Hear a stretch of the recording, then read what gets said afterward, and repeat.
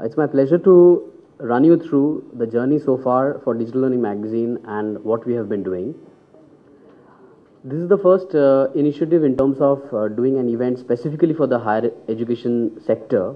But to inform you that Digital Learning Magazine started off in 2006, way back, and we have just completed 50 consecutive issues of Digital Learning Magazine in January 2010, of which we had a small event like this in the same place, and many of you maybe have been the attendees of that summit as well.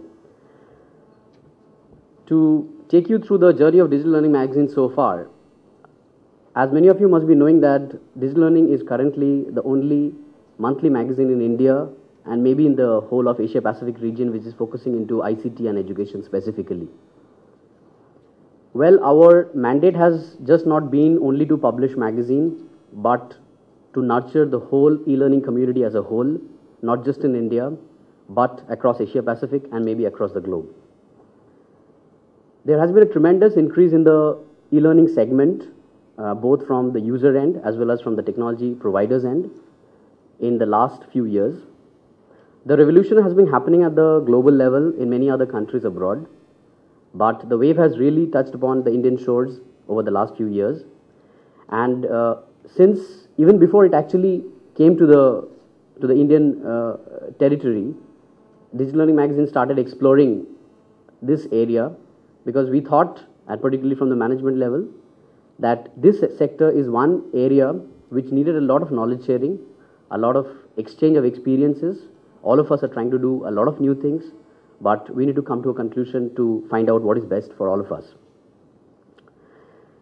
Our mandate is and will always be to promote technology in education, and this is the motto with which we have been working relentlessly for the last 4-5 years, and will be doing it in the coming time.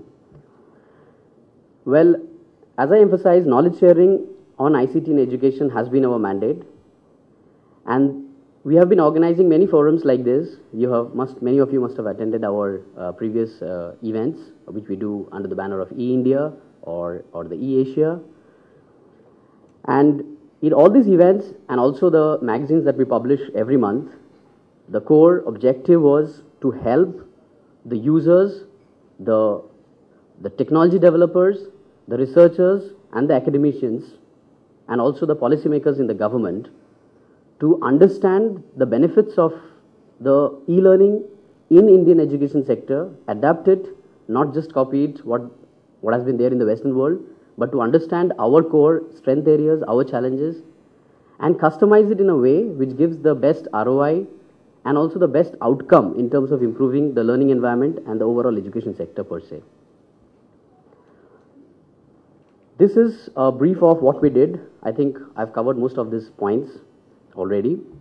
So there has been a lot of engagement in terms of doing partnerships, and one of our biggest partnership has been with blessings of Professor Pillai out here with us, with IGNOU, and who has been almost inspiration and encouragement behind a lot of activities that we have been doing and that we will do in the time to come.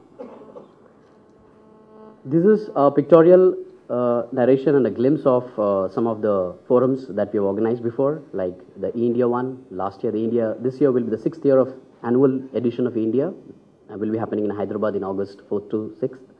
And E-Asia, this year will be the 5th year of that event. We have done it in Thailand, in Malaysia, in Sri Lanka, and this time most probably in Philippines. Again, to give you a brief, that we have worked a lot on the policy research areas, on ICT in education, on challenges and opportunities on the national level, the development agenda and tracking the initiatives and the work of non-governmental organizations and international development organizations in the sphere of e-learning.